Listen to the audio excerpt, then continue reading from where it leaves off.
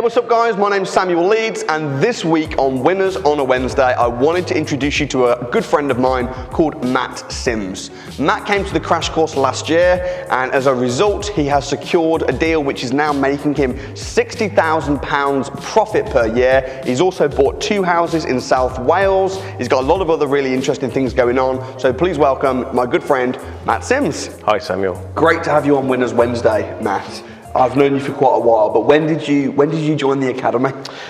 Signed up to the academy in the autumn last year. Okay, yeah. So it's been what, 6 months or so? Yes. Yep. Great, and you've secured a deal that's making you how much money per year? At the moment, 50 to 60k net, and we'll scale that up over the next 5 years. It's not your typical deal, right? Well, it is and it isn't. So it's a rent-to-rent deal. Yeah. But it's homes with wheels on. So we have a bigger business alongside, which is the hire and sale of motorhomes. So camper vans or RVs, and this is a storage of those business. Why don't you just give us a little bit of background into what the business is, yep, and what you were doing prior to getting involved with my training? So I spent 20 odd years in events, sold that, set up a motorhome sales business, sold that, and moved into hire. Saw that there was a huge demand for people that wanted to hire a holiday home that was mobile. We've grown that over the last 3.5 years very successfully. We went back into sales, started selling them, we started maintaining them, and the one gap we had, we talk about people's motorhome journey, was the storage of them. And I always wanted to have a storage business because I thought, well, it's pretty easy money if there is such a thing. And that's the business we've now started. So it's myself and my partner, the two of us, we run it together. And it's a rent-to-rent deal, as I say, where we are renting an existing storage business, which was run down a bit. The owner was pretty motivated to get out. And we asked the right question at the right time and took it over. We'll talk about how you got the deal in a moment, but it's a really interesting concept to do a rent-to-rent on a motorhome. It's not, I mean, I've never ever heard anyone do that before. Is that even a thing, or did you kind of? It is, so yeah, we do that as well. So that's how we've grown the business. So we started with 3 motorhomes. Bear in mind, these things are £55,000 each. Yeah. So they're not cheap, and they're a depreciating asset. And we ran 28 last year. We're based in Bristol, so fairly close to places like Glastonbury. So you can imagine Glastonbury Festival is a huge week for us. And we have been busy finding owners that want to have an income from their motorhome. Yeah. So they use it for their holidays. We store it, we look after it, we maintain it, we hire it out, and we do a 50-50 split on the income. When it's not on hire, this is the beauty of this model, it's not costing us anything. We only pay them when it's out earning an income. Sure. So it's a rent-to-rent with a motorhome. And what we've now done is a rent-to-rent on... And so I was familiar with that concept, but never thought of it in terms of property. I just thought, well, it's a motorhome, you know. And then we met properly and started working together. I went to the crash course and thought, well, that's what we do with the motorhomes. It's rent-to-rent. Yeah. And with a little bit of knowledge, I came away with a huge amount of knowledge from the crash course, but there was a little bit of confidence that gave me, the crash course gave me, and it gave me the ability to ask the right question at the right time to do a rent-to-rent on the storage facility, which for me felt like a much bigger thing than a motorhome. Yeah. Suddenly I was inheriting 100 odd customers and a massive potential, and yeah, that's how we've grown the business. So what we've got are these kind of, I call them pillars in our business, where wherever you are in your motorhome journey, if I can call it that, we've got a product that fits the customer's need. You know what's really interesting? When I had my boardroom session with Lord Sugar, I said to Lord Sugar, what's the best thing to invest in? Obviously, Lord Sugar invests in property. I do property. I said, what do you think the best type of property, the best thing is to invest in? And he said, well, actually, I think the best thing to invest in is to invest in what you know. Mm-hmm. To find what you know, to find what you're familiar with, and then see if you can make money doing that. And I think what you've done, which is really interesting, is you've got a background in motorhomes, you've got an eye for storage and things, and you were looking at that, but you've taken the principles that I've taught you about property, and you've applied them to motorhomes and storage units, and are making a significant amount of money doing that. But what advice would you give to someone else? Are you suggesting that everybody should do what you're doing? Or, I mean, what would your advice be to somebody that was watching this that was thinking, motorhomes? I think motorhomes is a great industry. I love it. I'm passionate about it. I wouldn't necessarily suggest everyone gets into that. But as you say, invest in what you know, and learn more about, what the niche and the sector you're in. That's key, is to keep investing in yourself and keep learning, because there's still loads I don't know. There's still lots you don't know. Yeah. And the fact that I know you're very open to continual learning, and I am too, and that's really important. The thing for me with the storage site, which is what sparked me being here today, and thank you for the invite, I really appreciate it. It's kind of a line in the sand for me. The thing that happened for me was the ability to ask the right question at the right time. And that came from the training that you gave me. And also having the confidence to ask it. I knew what I had to ask, and it was actually going in. And the background to this, I actually went to a different storage site first. And this guy I knew wanted out. In fact, he approached us. And I thought, wow, we're on, here we go. And honestly, I walked out thinking I am a complete waste of time. In fact, I thought worse than that. It was a disaster. It couldn't have gone any worse. And I literally left and thought, you're pointless, Sims. You're useless at this. It couldn't have gone any worse. And this guy, if he's watching, won't mind me saying that. It went really badly. And 3 days later, I had this other storage site meeting planned. I thought, well, let's see how this one goes. And I kind of, gathered myself up, and we went for it again, and it couldn't have gone any easier. It was brilliant. It couldn't have gone any better. So you won't win them all, and you'll get the knockbacks. I only had one big knockback and one big success. I think I'm very fortunate, but actually, I think I knew what to ask, and it was all about opportunity. The personalities of these two individuals I met were very different. Their circumstances were very different, and their agendas were very different. And if I look back now, I knew the first one was never going to go well. I know that now. The second one was always going to go well, because it was a totally different set of motivation, and it was just a perfect fit. And it couldn't have gone any easier. Well, you've heard us say, go for no, just get in front of as many people as you can. But then I think it's a balancing act between speaking to as many people as you can, but then also knowing what to say and being able to say the right thing. And it's interesting. We've had a lot of people that have come through the crash courses and just generally our training that are in business, and because we teach people how to close property deals, how to make money in property, how to talk to people, the confidence and all that comes with it. But people have applied that to their business outside of property, and their businesses have blown up. And that happens all the time. Even the things like lease option agreements, how to buy a house with no money, people apply that. And there's people buying businesses for no money.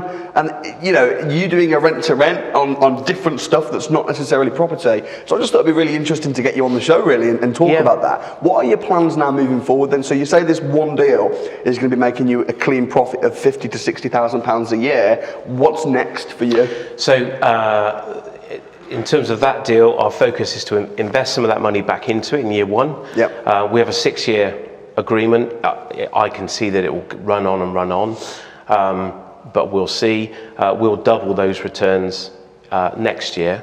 So we're planning to we're happy to invest them this year, or a big chunk of them anyway, and then continually build it. I now have an appetite to find more similar businesses.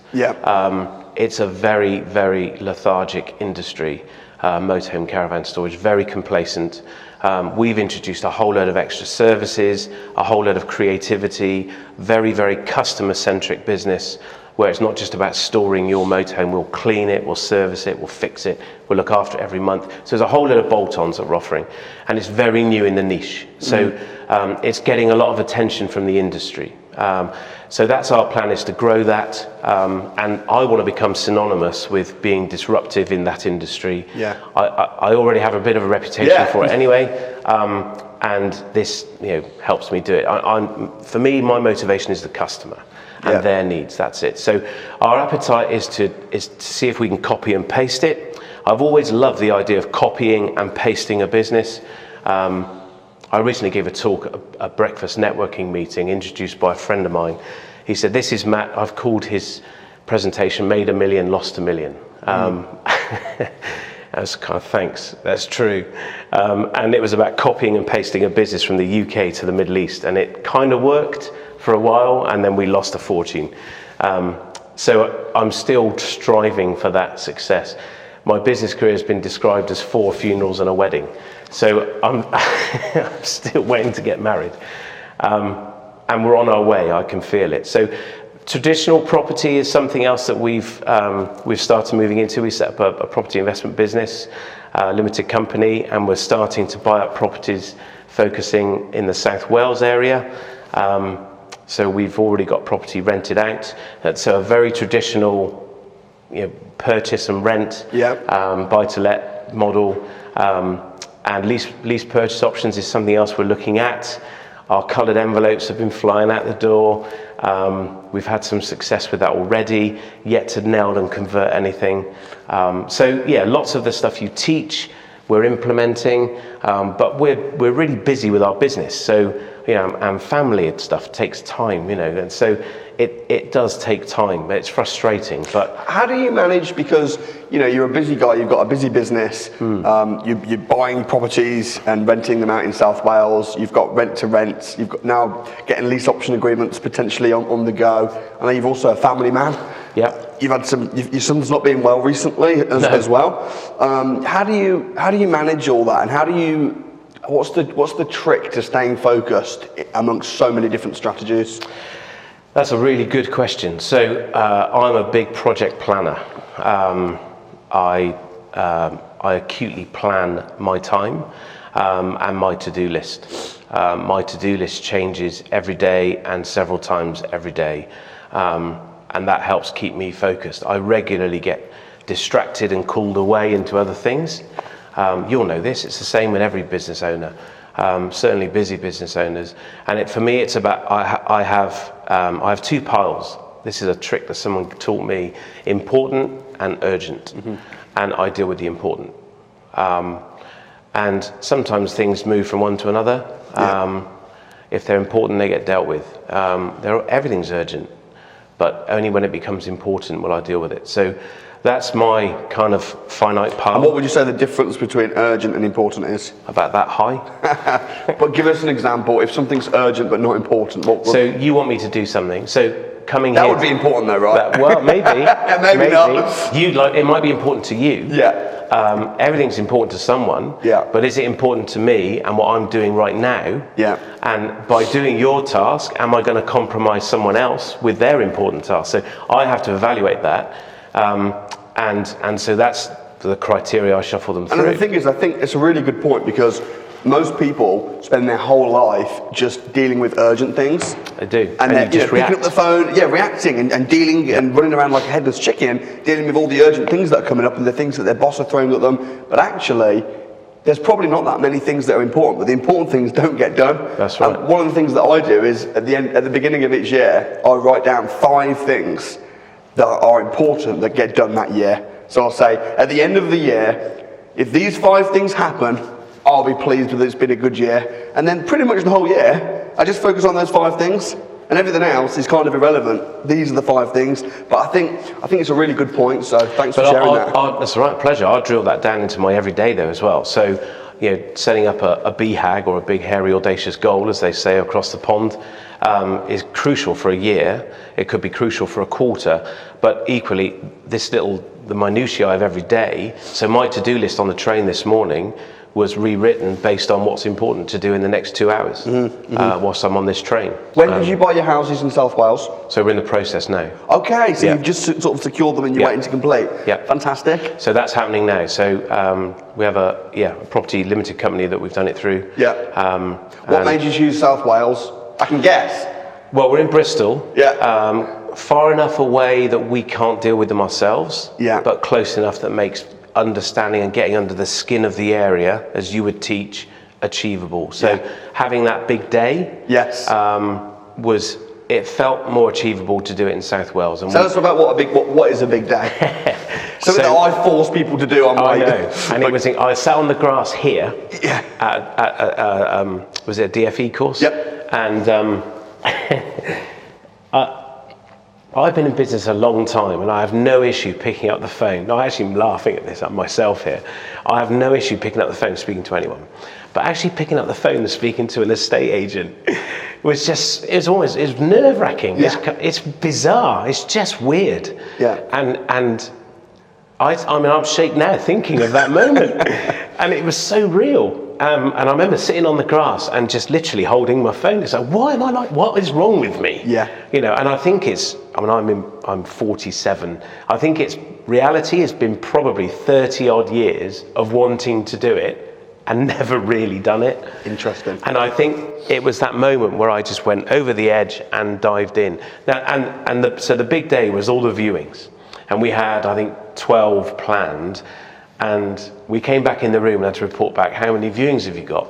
And I came in at that point with 3. You know, and you said, Matt, that's not good enough. I was like, okay, I'm pretty chuffed with that. That's 3 more than I've ever done, you know. And we have dabbled in property in the past, but it's been very passive.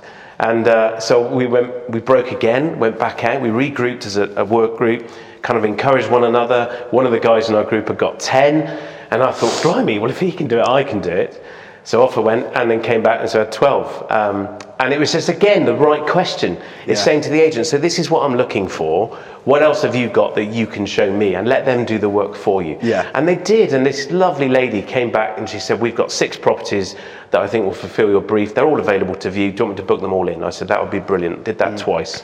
And we had 12 viewings. And at the end of the day, you know, you can teach all the theory all day long, but ultimately the person that books the most viewings and sees the most houses and puts in the most offers is the person that's going to make the most money. Of course. Yeah. As long as you know what you're doing, you know, which of course... And I think 80%, I'm still learning. I mean, I'm making this up, you know, to a point as I go along, but, and that's where being in the academy will prove very useful to me, is that sounding board of other members in the group that I can ask questions of, and you and your team as well. So we're kind of, slow starting with the traditional property side. You say slow start, on the traditional side, but you've got what, a couple? Yes, Two going through? And of course the rental, and the storage site. And some letters going out for lease option agreements. So I think you're doing pretty well. I think you're definitely Winners Wednesday worthy. The fact that you're making £50,000-60,000. We'll make the edit. £50,000-60,000 off that one deal as a result. And that was a direct result of our training, would you say? Totally, yeah. 6 months ago, this is genuinely true. Before going on the crash course and the DFE course, I would not have really understood how a deal like that could work. And I'm a pretty shrewd businessman. I like to think so anyway. And I would definitely have known how to execute the deal. And the power team that you use, I spoke to a guy, Sam, who I know you work with in South Wales, and he was incredibly useful, and we're working with him on the property in South Wales. And he sent me a whole lot of heads of terms and said, these are the questions you should ask. It's a commercial rent to rent. Consider these things. Brilliant. And it was just, for him, it was just one email with one attachment. It took him 12 seconds to do. For me, that transformed everything. And that's the thing. You can slave away trying to do something yourself, which could take 12 years when someone else has already done it, and it can take them 12 seconds. That's really interesting. And it opens doors, doesn't it? So already in the storage side, there's a trade association, and they're taking an acute interest in what we're doing. And we've got a meeting with them next week. So that will open other doors as well. So you said this, I find fascinating.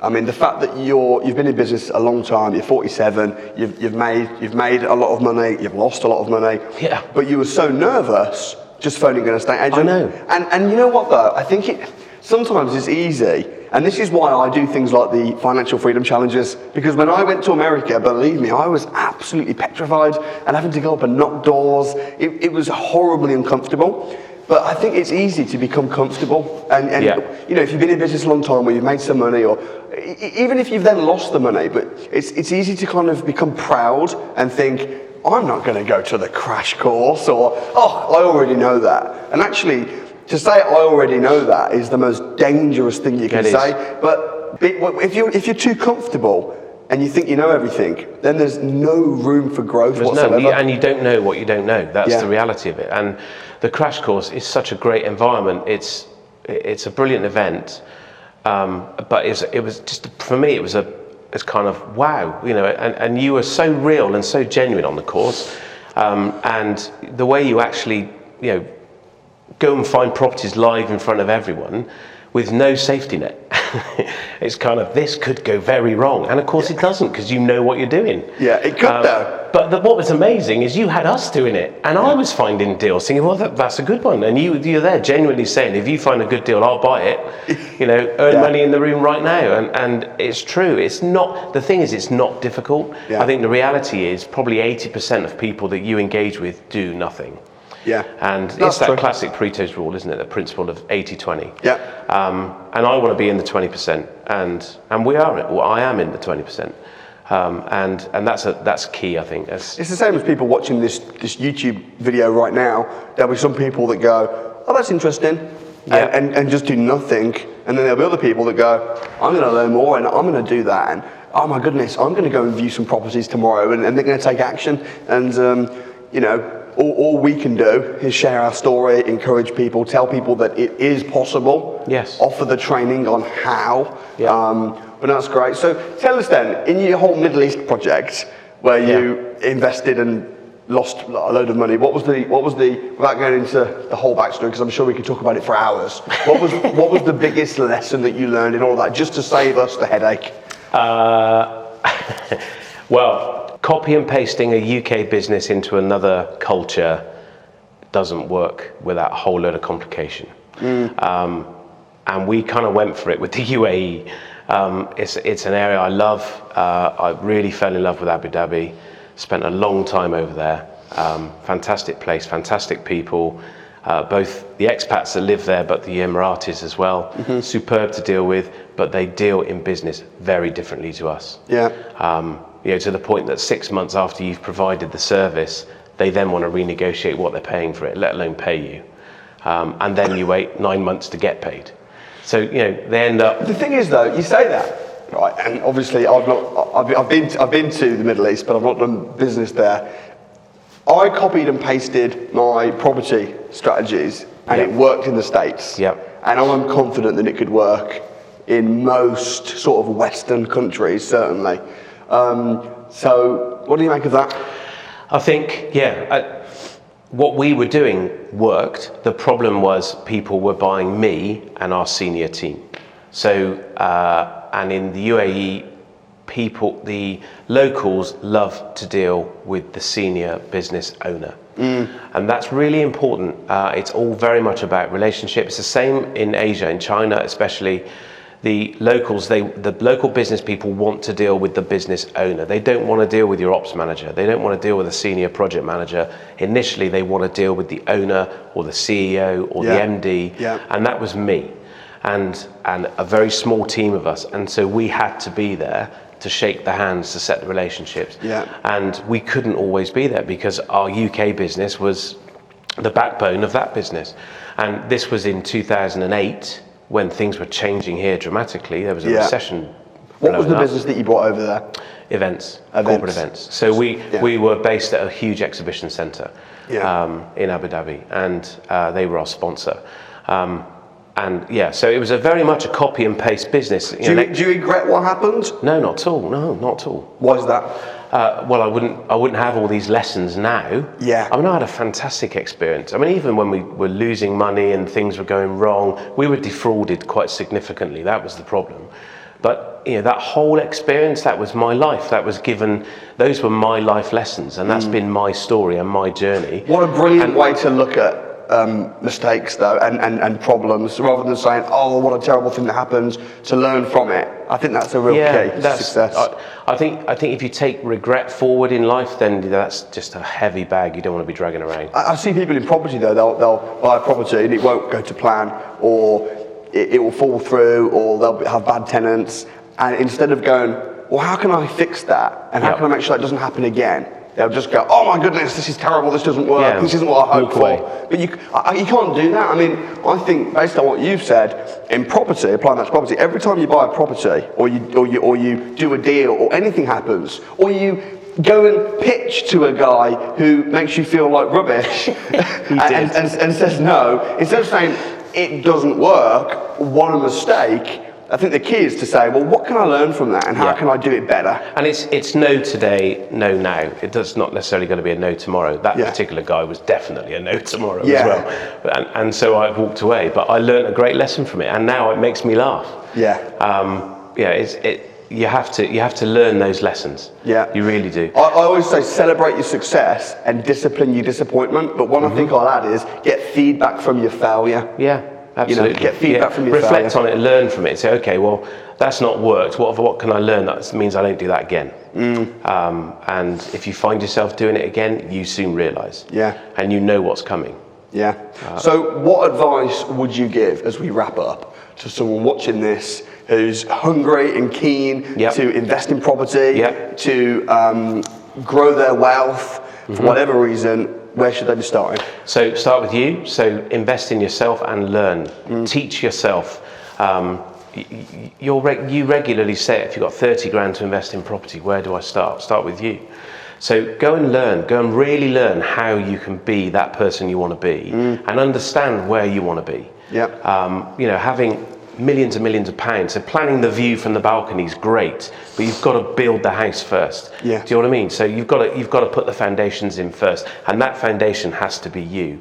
So I was that person, hungry, motivated, keen for 30 odd years, and remained hungry, motivated, keen, and unsuccessful in property.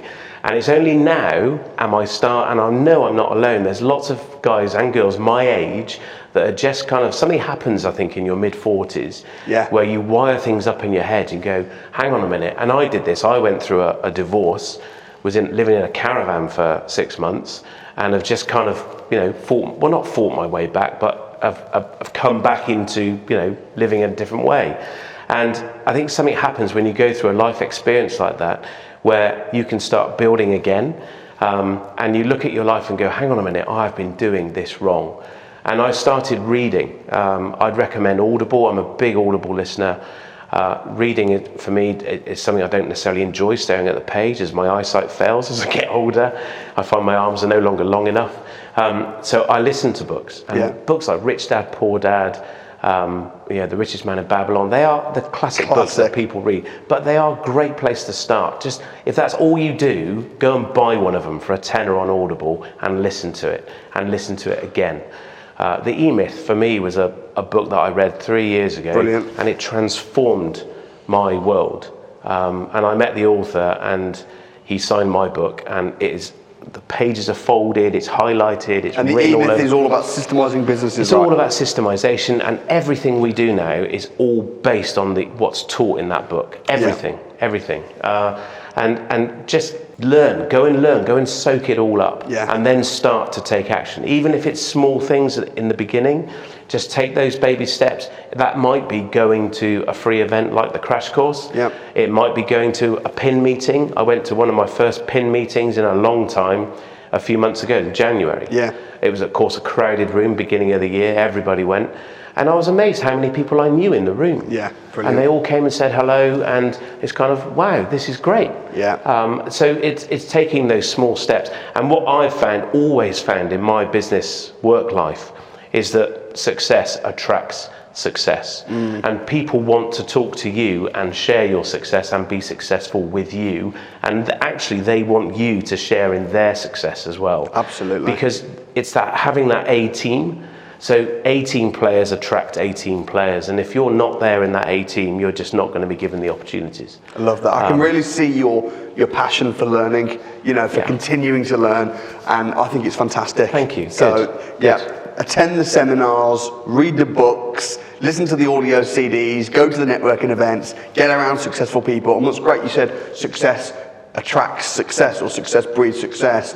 as you got around successful people, you become successful. Now you're on here. Yeah. People are now going to be successful because of your story, and it just grows. And that's really what we're about. So it means you're with a chance of being successful. Yeah. And, well, the thing is, who was it that said if you help enough people get what they want, then you'll get what you want. Yeah, you know, absolutely. which is if nothing else, which is just the satisfaction. Yeah. So that's great. Thank you so much for being here, bro. Pleasure. And I look forward to seeing you continue to smash it. Yeah, bless you, mate. Take care. Thank you so much for watching the video. That is the reason why I'm doing this. Your success is my oxygen. Every single week we've got people becoming financially free. If you'd like to see more success students, you can do that right here. But what I'd really suggest is why don't you come and join us at the Property Investors Crash Course. Come along, my guest, completely free, and I'll personally be there for 2 days to help you get started. You can see what happens right here. What you'll notice is all of these stories, they all start at the Crash Course. So come along, my guest, can't wait to see you there. Peace out.